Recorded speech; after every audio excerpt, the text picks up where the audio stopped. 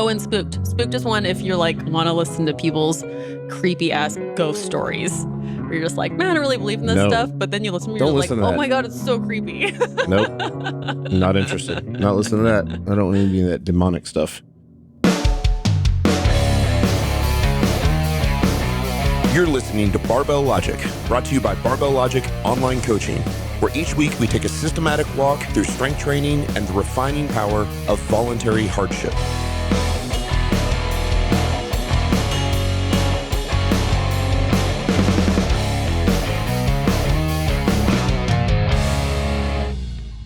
Hey, everybody. Welcome to the Barbell Logic podcast. I'm Niki Sims here with Matt Reynolds. And I guess y'all liked our Q&A episode so much that we've decided to do another one. Yeah. Because every question is another portal for Matt to tell an amazing story. Yeah, I think we're doing this a little more often than what we had expected. But honestly, the numbers were really good. The downloads are very high on Q&A episodes. I'm not a huge fan of Q&A episodes for other shows. It's like people ask for exactly what they want and then they get exactly and I think it's like fun banter back and forth between us two. So it's a little more, instead of like super focused on talking about in the weeds programming, we can just like tell stories and answer questions. So I think it's fun to listen to. Love it. By the way, happy Thanksgiving, everyone. Yeah, happy Thanksgiving. Right? This will be Thanksgiving week. So excited. I'm so excited to just turn on the holiday festivities. Yeah. We are trying to decide if we're going to do Christmas decorations on Monday. We always do them on the Friday after Thanksgiving. Mm-hmm. But we want the good trees. We buy real trees. And so that's when everybody buys them. So we're thinking about doing Christmas on Monday because we're actually hosting one less Thanksgiving this year. But typically my wife doesn't like to host Thanksgiving while there's Christmas decorations up. So we'll figure it out. Yeah. Okay. These are the tough decisions. But yeah, we're full bore. We have 3 real Christmas trees in our, actually check that. We increase the number of real Christmas trees in our house every year. So last year we had 3, which means it's highly possible, if not probable, that I'm going to have 4 real Christmas trees in my home. So you have it in plus a couple fake ones. Living room. I have one in the dining room because, well, right. So we have the biggest one in the living room, which is the one with the presents runner and stuff. There's a big one in the dining room because there's a big picture window that like faces the front of the house. And it's kind of a nice setting. We do one in our bedroom, which nobody can see, but we like the smell. So we buy that one based on smell more than anything. I like the piney kind of smell. For sure. And then we have, you've been to our house, above our entryway on the 2nd floor is where we homeschool. And there's this giant square picture window. And so we'll put one there in that window too. So it's perfect. You'll be able to see kind of a pretty good Christmas tree in the 1st floor and kind of a medium-sized Christmas tree on the 2nd floor. Heck yeah. But Rachel loves it. It's the best. And I like it too. I just hate decorating trees. I hate decorating trees. What do you hate about it? Awful. It takes forever to like wrap the lights and the ribbon. And then it's all like, and it's not one Christmas tree. Remember, it's like 6 Christmas trees. Like 3 or 4 real ones and a couple fake ones. Like, man, that's a lot of Christmas trees to decorate. So, we listen to Christmas music. Like we turn on Glee, Christmas and stuff like that. We'll listen to Christmas music and drink eggnog.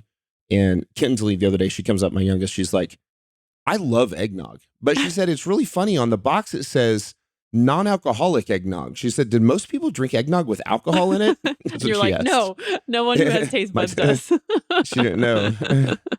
This is making me realize that I haven't decorated a Christmas tree in, I don't even know how long. I probably haven't decorated a Christmas tree in probably like a decade. Yeah. That's ridiculous. Yeah. But I'm going to next week because my sister-in-law and all my nephews and niece, they do Christmas immediately after Thanksgiving. So I'll be there. We're going to go full on Christmas mode. I'm so excited. Be at their house. Yes. Yeah. I'm stoked. Yes, it's fun. Yeah. Do you ever do Christmas cookies? I love making Christmas cookies. Oh, yeah. We do that every year, too. Oh, yeah. Like the sugar cookies with the icing and stuff. You bet. I remember my mom was like, just a little bit of icing, and I'd be like, just slathering it on, a half-inch thick, this icing. Sugar cookies with Christmas icing. So good. And I really love, like, the sugar sprinkles. Oh, like the actual big pieces of sugar. Oh, it's so good. So good. A little crunch on it. Oh, I can't wait. Yay. Delicacy. All right, let's answer some questions. Okay, so I'm going to ask this first question to you. This comes from Jeff. So Jeff is wondering, how does TRT impact the novice linear progression? And he's got a follow-up question, but I'll let you answer that one first. They're starting, I don't know, a little bit controversial here. Let's get right to it. I mean, look, well, So we have a lot of middle-aged clients, male clients. It's becoming more and more of the norm for their doctors to prescribe hormone replacement therapy for them, TRTs, usually just testosterone injections. If you have low testosterone, I think that's the best way to do it. I don't like the gel, and it's just a lot of people don't like shots, but it's like one shot a week. It's not a big deal. And so TRT definitely impacts. It's a recovery thing. It's going to help you recover. And so it's going to dramatically increase your protein synthesis. So you're going to build more muscle, even if you're on relatively low. So a lot of guys might even be, sometimes doctors, I think, get lazy and they only want to inject their patients once every 2 weeks. And usually the half-life on that testosterone ends up being somewhere like in the 5 to 8 day range. And so I do not like 2-week injections. I would rather take that same amount, divide it into 2 and take 2 injections. And really what I have told most of my clients who have been prescribed this from their doctors, once they've done it 3 or 4 times at the doctors, that just try to convince the doctor to just prescribe it, let them take it home and inject themselves, because it's not hard to do that. Keep the dose steady. Or have their spouse do it or whatever. Yeah, and do it once a week or every 5 days or whatever. And just break the dose up into, smaller shots, which actually then make you less sore. And so certainly protein synthesis is going to be higher. Recovery is going to be better. The novice progression, a typical linear progression where we're adding weight every single session, will probably go longer. You're going to be able to run it for, maybe you would have been able to run it for 8 weeks or 9 weeks, and now you're going to be able to run it for 12 or 13 or 14 weeks because recovery is going to be better. Yep. So yeah, it makes a significant difference, especially if your testosterone is low. So you have to remember, we're talking about guys who have testosterone numbers like at 200, 135, occasionally double digits. And their novice progression, or anything they're trying to do in the weight room, it's going to be very, very difficult for them to recover and gain muscle. Much smaller weight jumps. So TRT will make things will advance more quickly in the sense of complexity. Yes. Yeah. And I shouldn't have to say this, but just so we get it out of the way, I think prescription from your doctor for TRT is great. If you need it, go get it. But in no way, shape, or form would I ever recommend someone doing this on their own without the help of a doctor. That's illegal in this country. Not just illegal. I think it's illegal on the same level as like buying heroin, which a felony? Seems ridiculous that it would be. But yeah, I think it's called a class 1 class 1 felony, whatever it is. And so it's on the same level as hard drugs. So yeah, don't go buy it from some person out of the back of the trunk of their car at your gym. But the next time you're on vacation in Mexico.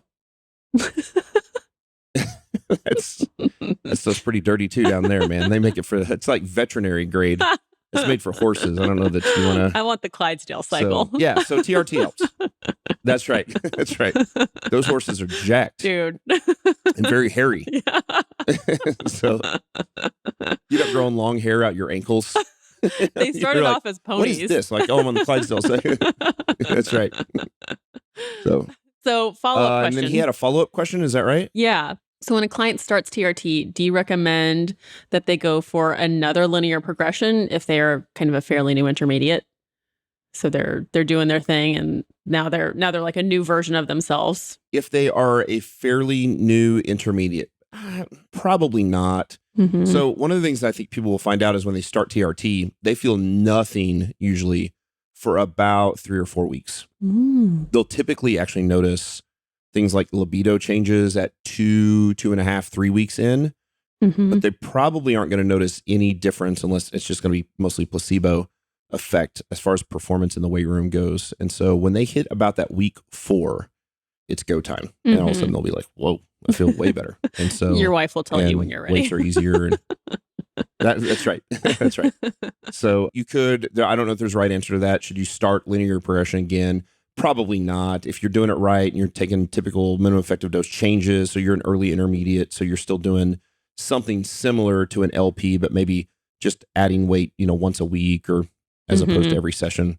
I think I would just continue with what you're doing. Yeah. And you'll find that whatever you're doing at that time will probably work longer than it would have with the TRT. Yeah. So good Sleep questions. better. Again, follow the rules. Follow the rules, kids. So that's the way to do it. Okay. Question from Matt, not for Matt, but from Matt, on, which is not me, a different Matt, on RDLs. From Matt. Yes. I'm going to ask you this question because obviously you can relate. I have very short legs, he says, so you can't relate at all. And flexible hamstrings from my time as a wrestler and wrestling coach. Still can't relate. I can't seem to achieve the stretch in my That's right. I can't seem to achieve the stretch in my hamstrings before the plates reach the floor. Is it okay to widen my grip enough to achieve the stretch? Is it better to keep the regular grip and stand on a plyo box? Thanks for your time. So he doesn't really ever feel the hamstrings get tight in the bottom of an RDL. The plates touch the ground. Well, the RDL is meant to train your hamstrings, not meant to make your hamstrings more flexible. Like that's the goal of the RDL. For some people, it will increase flexibility because of that range of motion that they have to go through and that they progressively train with. But really the goal is to load your hamstrings, make them move through a big eccentric and then a big concentric. So I would say as long as, your lumbar is indeed staying flat, some people might be getting some more range of motion in their RDL by going into a little bit of flexion. I would say just keep your weight heavier. Don't worry about not feeling the stretch.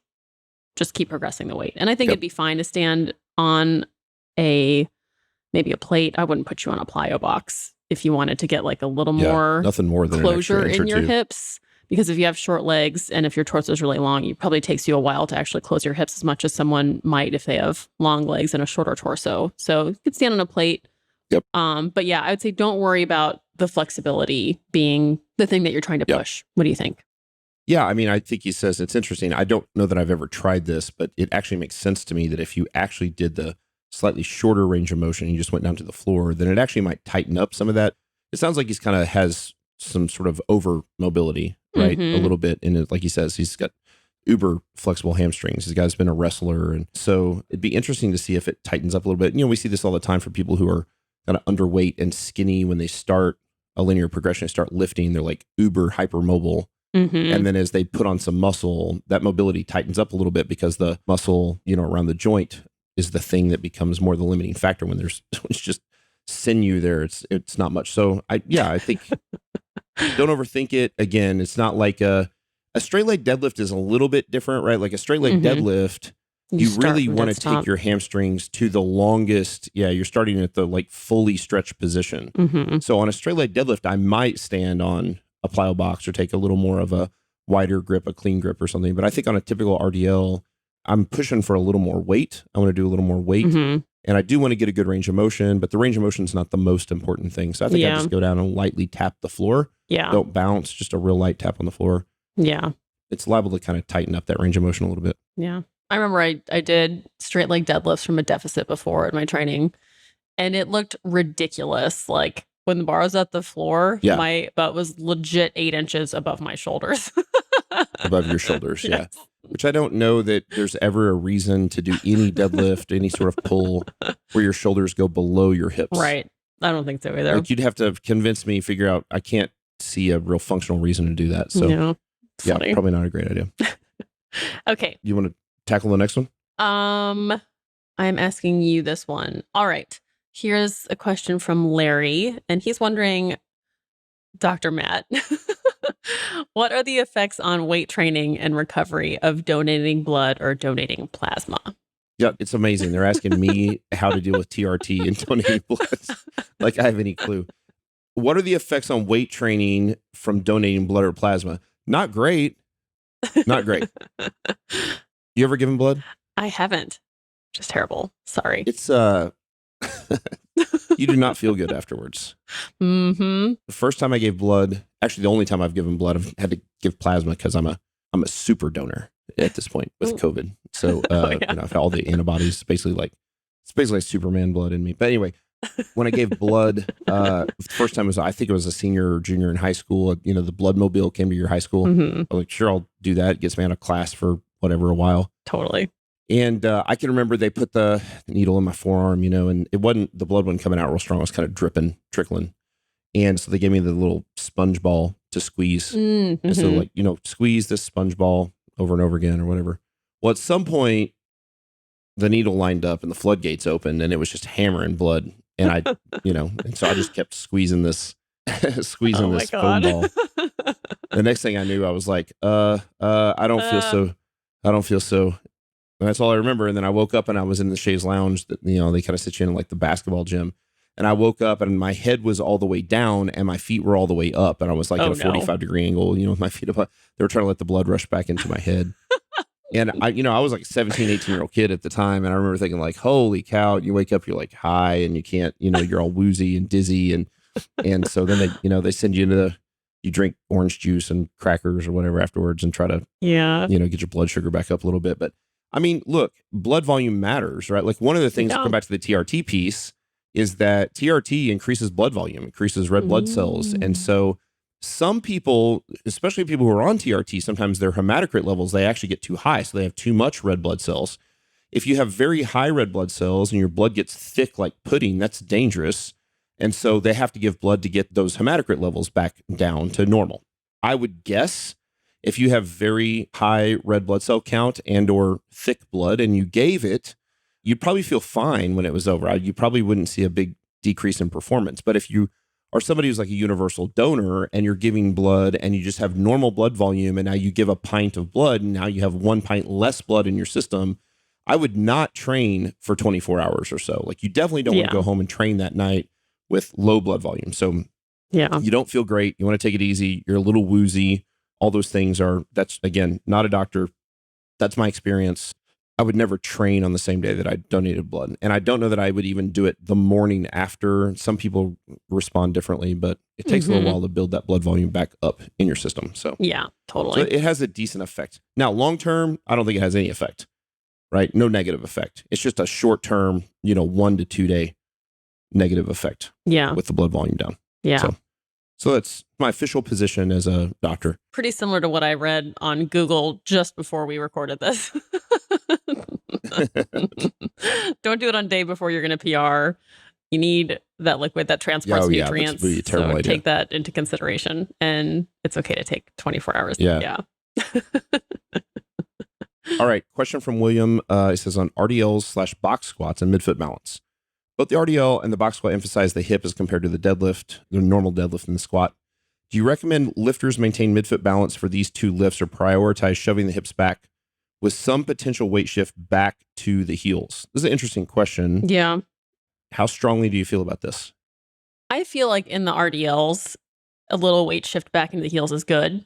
Sure. Like, agreed. I think if you're going to be, I don't think it would work if you're on your toes. And I think if you're on your midfoot, you're going to end up on your toes. So I think it's okay to come back into your heels a bit. That's totally good. Yeah. On the box squat, it would depend on what I'm working on with the lifter. Sometimes if I'm really working on like an overcorrection of them keeping their knees back, or if it feels better on their knees, if we're working around that, then I would have them intentionally put weight onto their heels. But there might be a time when I'm working on the box squat just because I'm working on some other issue and I would not want to take them away from keeping them in their midfoot. So it kind of depends. Yep. Yeah. What do you think? Yeah, I agree 100%. Agree on the RDLs, agree on the box squats. I use box squats typically for 2 different reasons, although there may be more than this. But I mean, sometimes you use it as a supplemental lift to change it up a little bit, right? Yeah. But outside of that, I have people who struggle with getting their knees forward in the bottom, and a box squat allows you to sit back a little more. And I actually want be a little heel heavy if they tend to be a little more forward on their squats, because I'm trying to teach them. And the box provides this sort of safety net that if something goes wrong, you just sit on the box. You don't fall all the way down. And so for people who tend to squat a little too far forward, a little too much weight on the ball of their foot, shoulder gets forward, things like that, then certainly I'll tend to have them a little heel heavy. I've been using the box squats a lot lately to just break up that eccentric, concentric component. And for people who tend to get way too bent over on the way back up on a normal squat, so as they come up and they do that kind of good morning squat and they bend over, I like a box squat there because it allows them to take the time to really think about, quote unquote, leading with the chest out of the hole, because they are so hip drive dominant where the hips are coming up or the hips are shooting back and the back angle becomes more horizontal. I think that's easier to fix on a box squat first and then carries over pretty well to the regular squat. So in that situation, I just have them try to mimic their squat as best they can. So they're midfoot, they don't over sit back, they don't get back on their heels, everything's kind of normal. And all they're doing is being able to take a second on the box and think, okay, don't get more bent over on the way up. Keep my chest up, maintain the back angle. And they have time to think about it. I think it's really just more of a timing issue, a cadence issue than a regular squat. I mean, you can't really go down there and sit and come back up very well. A pause squat doesn't tend to let you do that. So yeah, I would agree. Cool. Okay. You want to do number 5? Yes. Stephen. Okay. Not our producer, but the Stephen who wrote this question. Okay, Matt. Right. Do you have any recommendations for templates or programs for lifters who are attempting to keep programming through advanced programming? Are there any free or cheap resources you are aware of? Progressing through miss. Yes, right. Are you trolling us, Stephen? Stephen wants, maybe. Stephen wants templates or programs. I mean, look, this is the way people thought for years. It's just not what we do, right? We don't do templates. We have programming for our clients that look like something that might look like kind of a Texas method or heavy light medium, or might look like a 4-day split or a 5-3-1, but we don't do templates. We do minimum effective dose changes personalized to the lifter. I don't think that templates are inherently evil or wrong. I don't think you'll go to hell if you use a template necessarily. Probably will for other reasons, but probably not because of the templates. So we don't do that. And there aren't free or cheap resources that I am aware of, because I just don't think it works very well. I think what we do in strength training is a very personal thing. It's very personalized. I was thinking again yesterday how much we take for granted, I think, just the basic issue of anthropometry and how people are put together. And I see on Instagram or websites or whatever, people who are trying to give form cues. And it's crazy how many of these people who have, tons and tons and tons of hundreds of thousands of followers try to make everyone look the same. Here's what a front squat's supposed to look like. Like, it can't look like that. Like you, it can't look like that with you, right? Long legs, short torso, it will not look like that. So that alone changes things, right? Like, how do we program stuff? Well, like the supplemental lifts that you need are going to be different than the supplemental lifts that Matt from the previous question, the guy with the short legs that can do the RDLs and bottom out, not like his supplemental lifts are going to be different. And so because of that, we just don't do templates. We just make minimum effective dose changes specific to the lifter. We focus on simplicity over complexity. We focus on economy over excess. We don't want really long workouts as best we can. And we focus on hard, basic progression so that the stress continues to go up. And, most people know for us, I'm going to try to push intensity before I'll push volume, but that volume has to come eventually. Like, some point to keep driving stress up, we got to do it. But that's what we do. And for us, I think it would be irresponsible to print or say, like, here's a great program, use it. As a matter of fact, back when we first really, I don't think I've ever said this on the podcast, it'd be a funny kind of point to make, but Scott Hambrick, back when he was on the podcast, he used to, when we had gotten deep into MED philosophy and we felt really good about the direction MED programming was going, he wanted us to offer every template we had ever done for free on the website and literally say, this doesn't work very well, but here they are. Just to say, because there's so many, because most other online coaching businesses, that's all they offer is template-based programs. And so we're like, hey, here's the 14 template programs that we've used for these reasons, and you can beg, borrow, steal from them, look at them, because that's not what people are paying for at Block. They're not paying for templates. They're paying for personalized programming and coaching, like actual technique coaching. And so that's what's important for us. So thank you, Stephen, for touching on a nerve. We don't do templates, right? But most people have for many, many years, and lots of people still gotten strong on templates. Totally, yeah. But you just have to realize that templates are pushing to the middle of the bell curve. And nobody is in the middle of the bell curve for everything. They're not in the middle of the bell curve for all the main lifts. They might be for one of the lifts, but they're not for other lifts. And they have specific weaknesses and they have specific injuries. And they have, if you've got those things, then you need personalized programming. So that's why we do that. It's like templates are made for a material that's the same, right? I'm thinking of like if you're cutting fabric for a pattern, or if you're like baking or something, the template is made for the material that's the same. But I'm not saying that everyone is unique and special, but like there do need to be adjustments for how the person responds to training, which movement the person does well with and which they don't. Maybe there are some injuries or whatever kind of limitations, but it needs to come from not the template, but the programming needs to come not from the template, but it needs to come from the lifter. Does that make sense? That's right. Yeah. Yep. Of course. I run into that sometimes. People will ask me over Instagram, like I've run into this on my program and this, and it's just like, I can't help them. It's really weird because it's just like, I don't know what you're coming from. I don't know what anything looks like. And so I think they want to have like a recipe or formula given to them. But unfortunately, it's just, we need to dig a little bit deeper in order to get that. Yes. Yeah. Agreed. So. Yeah. Okay. Let's do some rapid fire. So first question is from Abby Abby Schill, which is Dan Schill's wife. Dan Schill is our amazing Hi, Abby. content manager, my executive assistant, Renaissance man at Barbell Logic. So good. Yeah. On Niki's favorite murder podcasts. You're a big murder podcast person. Like every What are your favorite murder woman mystery in their creepy 30s, I podcasts guess. to listen to? Very popular right now. Yes. It's the romance novel of the 2020s. It's so weird. I often think about like why we're into it. Like you guys don't read romance novels like our mom did. Well, those Yeah, because it's not really edifying. those ruined us. Disney movies and romance novels have just completely ruined women. And so now we're like on the other end of the spectrum, like, well, let's see what men are actually like. Oh, they murder people and hide them in the forest. That's right. That's right. So my new favorite is Anatomy of a Murder or Anatomy of Murder. It's with a former New York State prosecutor and a former homicide detective, and they take cases and they look at it more from what it's like as someone who worked on legal side of it and as someone who worked as a detective. So I like the way that they analyze things. Is each episode a new murder, a different Yes. file? Yeah, and that'll be the trend for all these. They're all new cases. Crime Junkie is great. They're, I think, one of the most highly rated crime podcasts. That's a new one. She does people who are missing, people who are murdered, serial killers. Good little blend there. My Favorite Murder is pretty entertaining. That one is two women who are just kind of hilarious about murder. And Case File is great. It is a very funny topic. Murder. Yes. Case File is great if you don't want it to be about the host at all, because it's this anonymous host, which I think is really cool for a podcast. He's from Australia and he just tells a story really well. He's like a great storyteller that doesn't try and make it like entertainment. So I like that one. Oh, and Spooked. Spooked is one if you're like want to listen to people's creepy ass ghost stories. Where you're just like, man, I don't really believe in this stuff. But then you listen to me, you're like, oh my God, it's so creepy. Nope.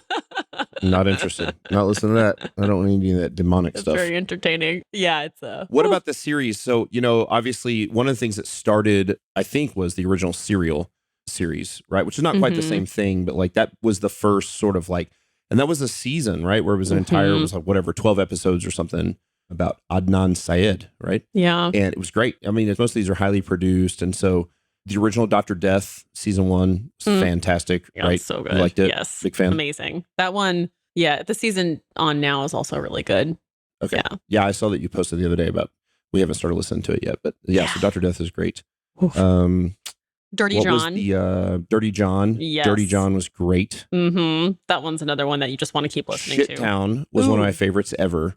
Yeah. I loved Shittown. Yeah. So these are all, and so the difference between these and the ones that Niki mentioned, these are like full season series. So you'll listen to like 10 or 12 episodes, right? That are all the same storyline. They're a continuation of sort of this murder mystery. And I was telling you, I listened to one called Bardstown. Over My Dead Body is cool. Yes. We listened to Bardstown when we were in Bardstown, Kentucky. So they've had a series of I'm writing that one sort down. of really weird murders and stuff in Bardstown, Kentucky, which is it's the bourbon capital of the world. It's where Willett and Heaven Hill is, and Jim Beam is right up the road.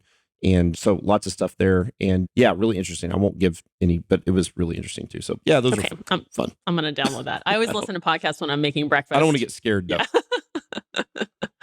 Yeah, cooking breakfast, doing laundry, doing chores. Yeah. That's my podcast time. So I'm going to listen to Bardstown next. Grocery shopping. I like it. Grocery shopping. That way nobody talks to me. I don't want to see people that I know at the grocery store. If I do, I just keep my head down.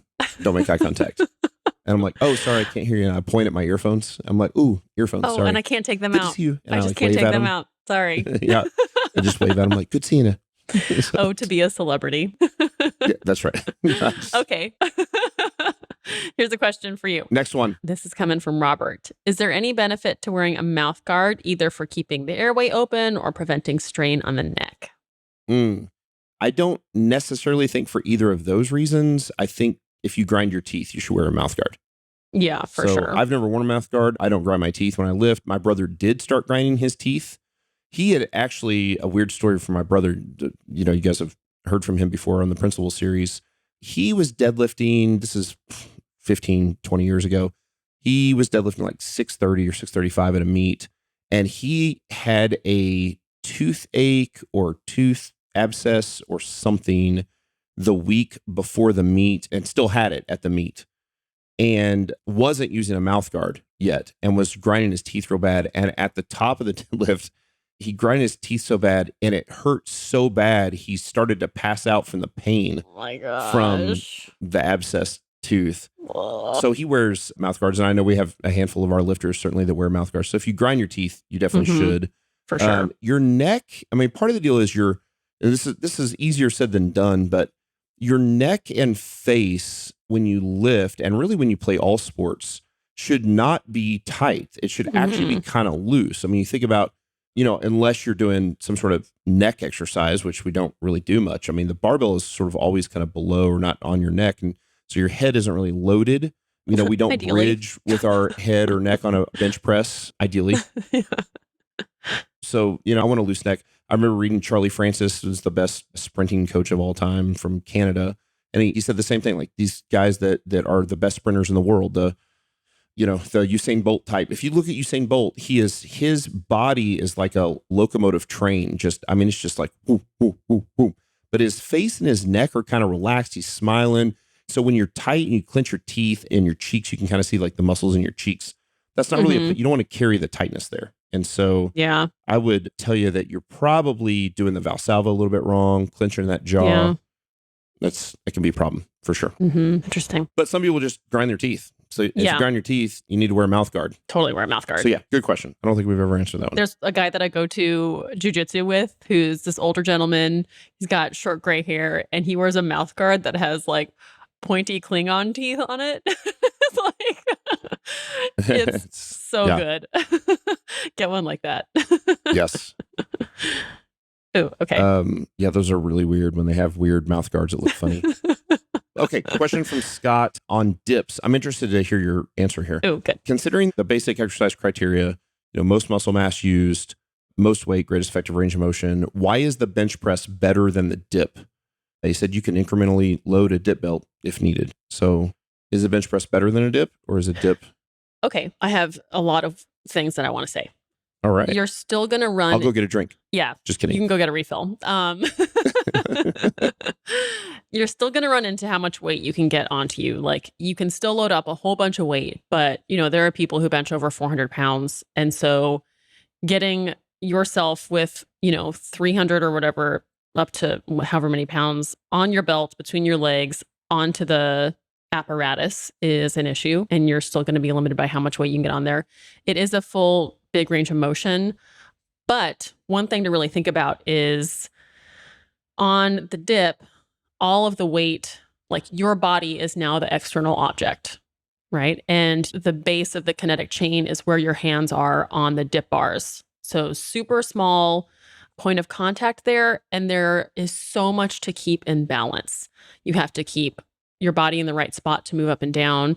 And you're really precariously balanced within your shoulders. And so if you miss a rep, if something happens in a dip, like the risk is really great. Whereas when you're on a bench press, like you have to have a good area of base on your upper back against the bench. So right off the bat right there, there's a huge foundation. That's even a bigger foundation than the squat or the deadlift, right? Where it's just a square footage of our feet.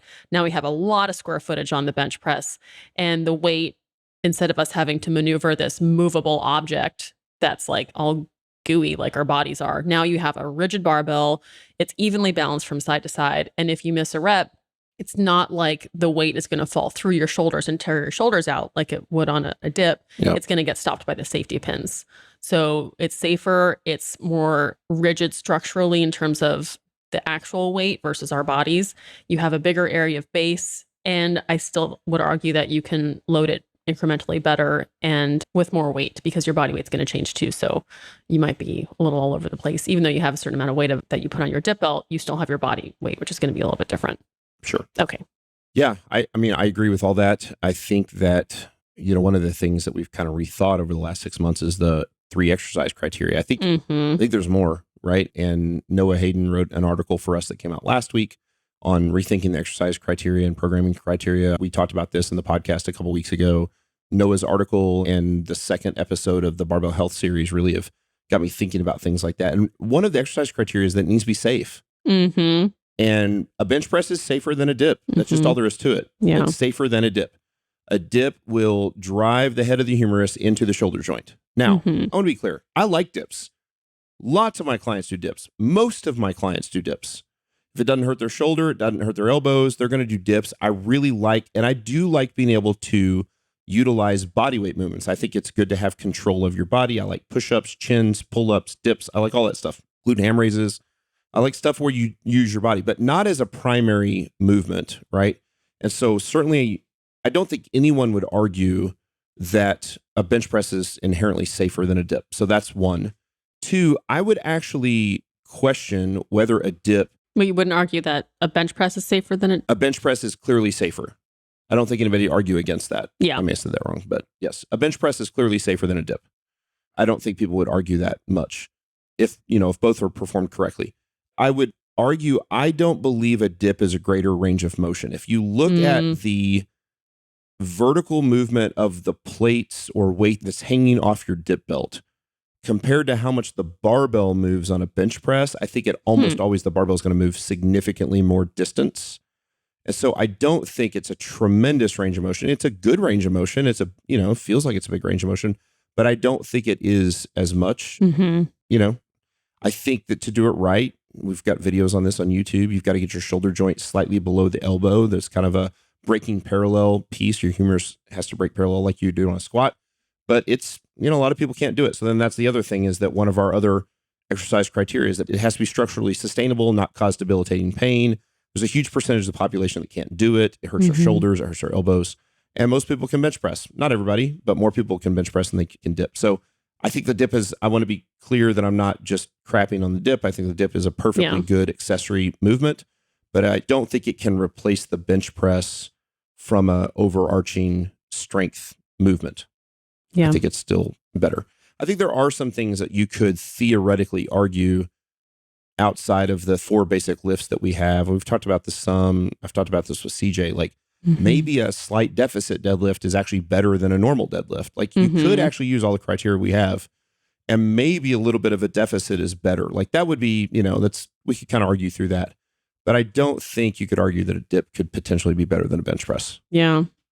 I think we're on the same page there. I always think it's interesting thinking of a 5-foot deadlifter and where the bar is relative to the middle of their shin versus a 6'4" deadlifter and where the bar is relative to the middle of their shin. Like he's doing a deficit the amount of work deadlift. is completely different. Yeah. Yeah. That's right. That's kind of interesting. Or the shorter one's doing a rack pull. Yep. Yeah. Agreed.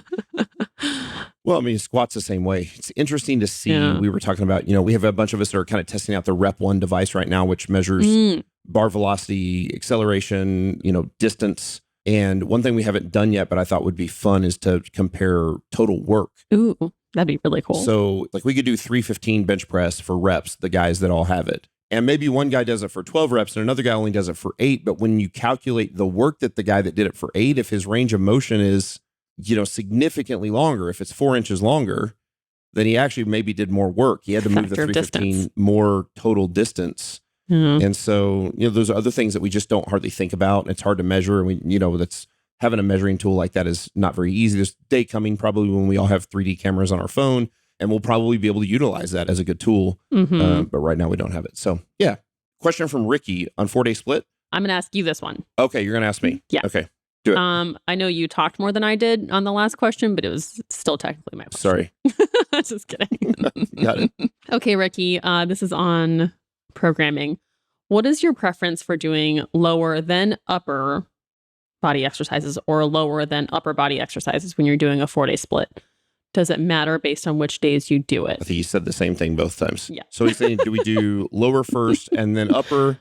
Yeah. But then he also said lower than upper, but I think he meant upper than lower. Oh, so which one do sorry. you do first, right? I definitely read it incorrectly. Or lower first? No, you read it right. Look, it says lower than upper or lower than upper. He actually you read it right. He typed it wrong. You were good.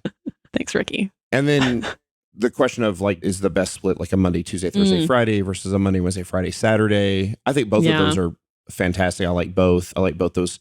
Monday, Tuesday, Thursday, Friday is probably my favorite split. If you're doing any sort of additional hard work where you have long workouts on Saturday, a lot of times I'll put Saturday. So some of it depends on it. Actually, for me, I think it depends more on your weekly schedule. So for me, when I, for example, when I was doing strongman, I would do the upper body workouts on Monday and Thursday, And I would do the lower body workouts on Tuesday and Saturday or Wednesday and Saturday, because Saturday was the heavy strongman, long, load the farmer's walks and then unload the farmer's walks and then load the yoke and then unload the yoke and then bring the tire out to the street and flip the tire.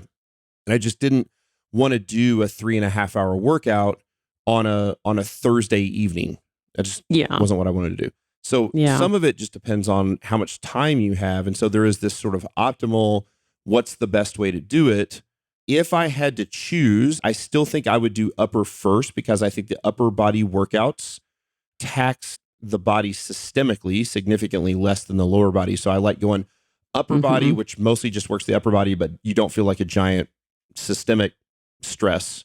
Yeah. The lower body workout, which does have a big systemic stress, and then at least one rest day.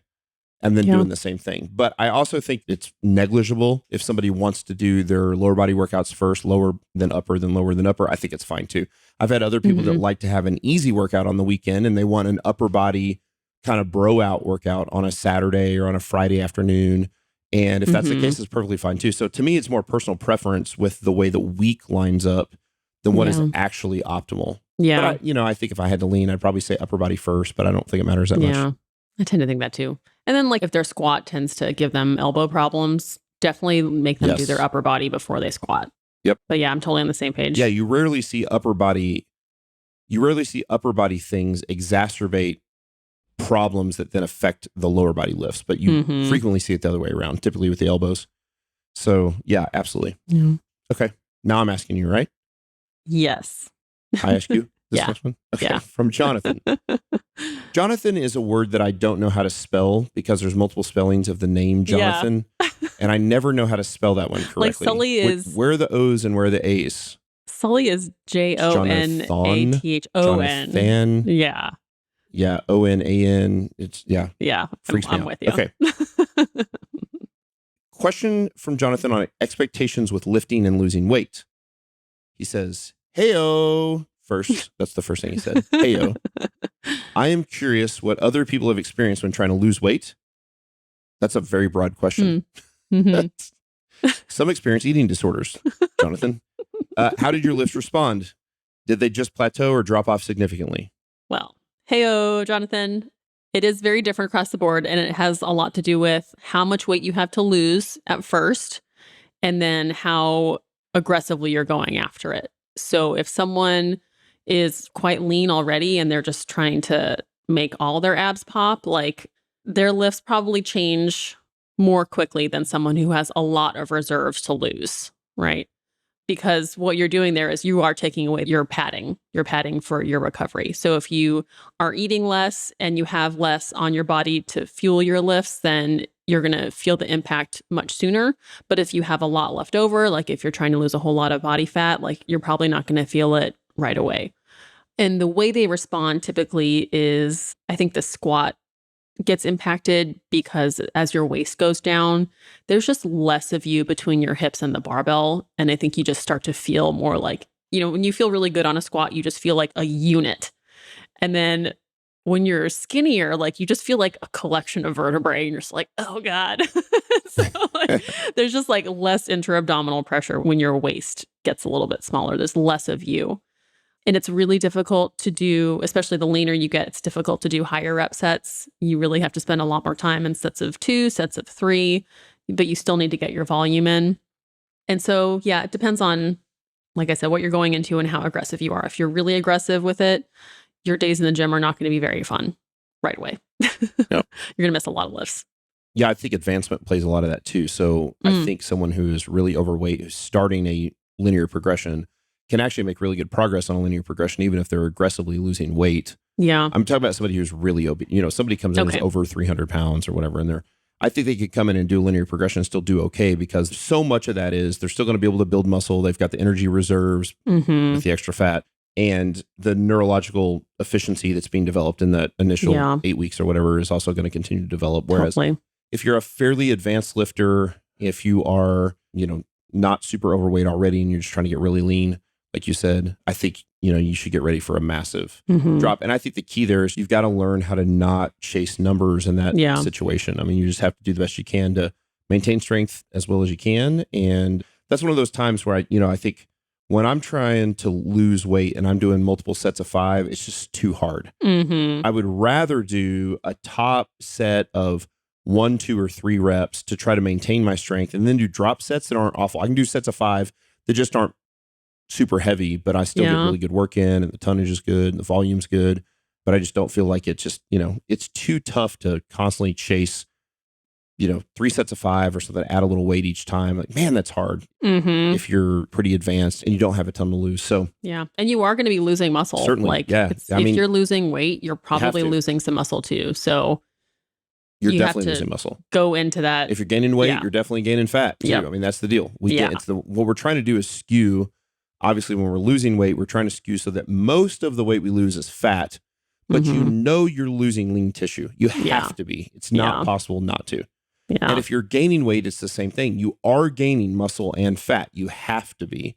But at that point, you want to try to skew it towards gaining muscle. And so one of the things I would say is that I found, I don't know how much you've played with this, but when you are decently lean already and you're continuing to try to get leaner, this is where, and you don't have that extra padding, you don't have that sort of edema, to be able to supplement with things like, liquid, carbs, salt, creatine, so you can produce some amount of bloat, some amount of that edema in the joints and under the skin, so that you can feel some of that. It's interesting because a lot of people don't want to do that because they want to feel like they're lean all the time. But boy, it really hurts your performance. Like, it's obviously going to have no impact on your losing weight or fat gaining or losing whatever if you take some carbs and then lots of water, salt, creatine, so that you do the best you can to kind of bloat up and feel like you've got some of that padding there. Like, it's not fat padding, it's something else, but it seems to help significantly as well. So I think that's a great idea. That's actually where I think supplementation probably makes the biggest difference. When you're really eating subcaloric, you're continuing to try to train hard. I don't think supplements make a big difference for the vast majority of people out there. But in that situation, that's the one where I think you've got to kind of be on point. Yeah. Or the performance is really going to suffer. So I agree. You can't serve two gods there. That's kind of what it comes down to. You cannot pursue strength and weight loss. You cannot pursue hypertrophy, muscle building, and fat loss. You can't pursue both of those. You can certainly try to do the best you can to focus on one and keep the other ones from degrading very much. If you do it well, that can be done, but you are going to lose some strength while losing fat, unless you just really take your time over the course of several years. Very mild, right? Lose a little bit, maintain. But it's all coming from the same bank account. Back up a little bit.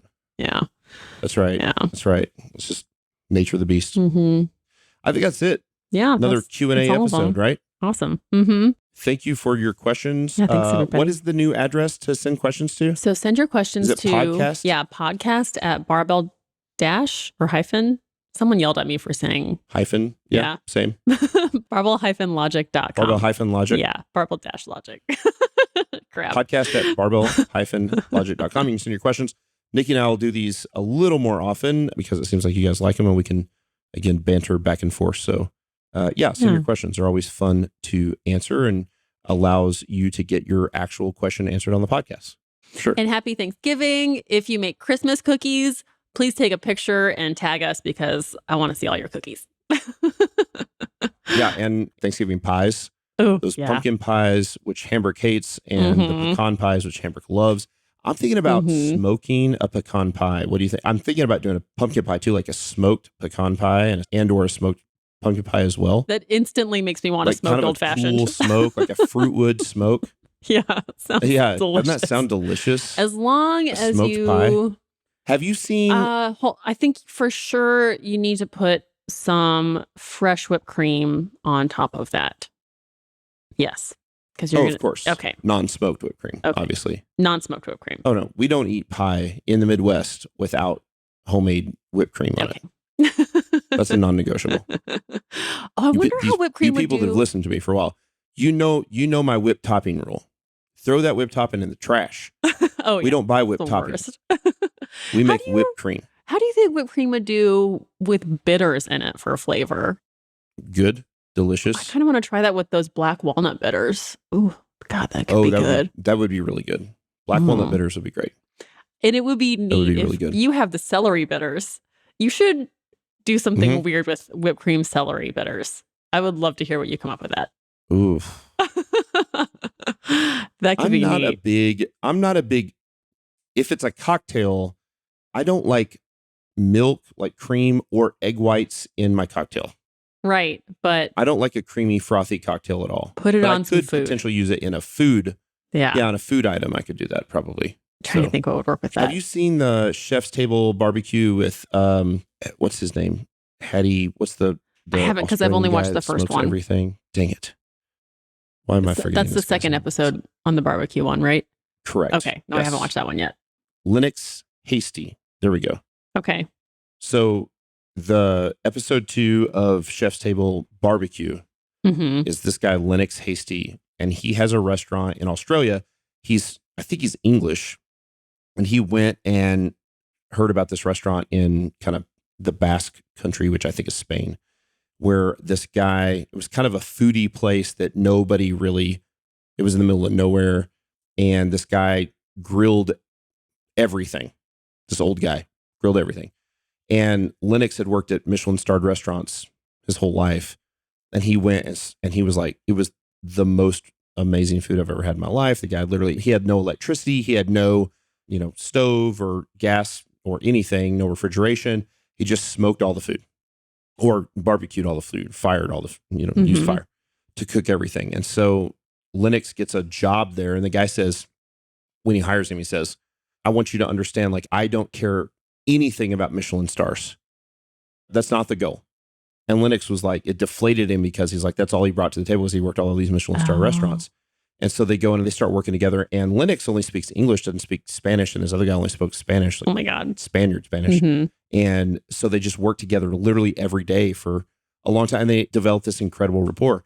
And so they end up getting a Michelin star and winning like one of the best restaurants in the world. And the old guy cried because he was so upset when they got a Michelin star because he knew what it would mean for the restaurant. It got real popular. And so, and then of course, a few years later, Lennox is like, I need to go start my own restaurant because I have to do my own thing. This is actually his restaurant. And then he was really upset. But anyway, so he ended up moving all the way to Australia to open a restaurant because it's about as far away as you can get from Spain. And he's got this restaurant called Fire Door. And he literally grills the salad. He grills the dessert. He grills the entrees. He grills everything. He's got all these like series of different grills and, and can like take the grates up and down. And anyway, it's an incredible. Oh my God. It's so cool. They did smoked caviar. Oh, they smoked beluga caviar between like, good Lord, algae leaves. It's amazing. Here. So I've been trying to do more of that. So I think I'm going to do a bunch of smoked stuff, fire stuff for Thanksgiving. Do it. So I'm going to do like including the pie. Yeah. I think. I always do the smoked turkey, smoked ham. I'd love to hear how that turns out. I want to play with some smoked pies. So good. Things like that. Yay. Yeah. Like a smoked corn. Yeah. Like a polenta. Like corn, polenta. Like a smoked polenta would be good. Good. I'm really digging all that. All right. Okay, I'm hungry now. You guys have a wonderful Thanksgiving. Yeah. Thank you for listening. Thank you for listening to the Q&A. Again, would love a 5-star review from you. Say nice things about us. Tell your friends. Tell your family. Yeah. And I'm really proud of the series we've been putting out, bringing back some of these older episodes and kind of clean them up, digitally remaster them, and put them in a better chronological order than they came out in the first place. And so they tell us great stories. Of course, last week, or what I think now is week before last, we came out with the beginnings of MED series and the kind of thought process there. And so it's been super fun. And then you and Miss Jillian Ward have some things coming up soon as well. We have 2 coming out. Nutrition is coming out soon. Stay tuned. Yeah, I'm excited. Yeah, we're excited for what's coming. You guys have a great Thanksgiving. Enjoy your holiday. Love on your families. And we'll see you next Monday. Bye.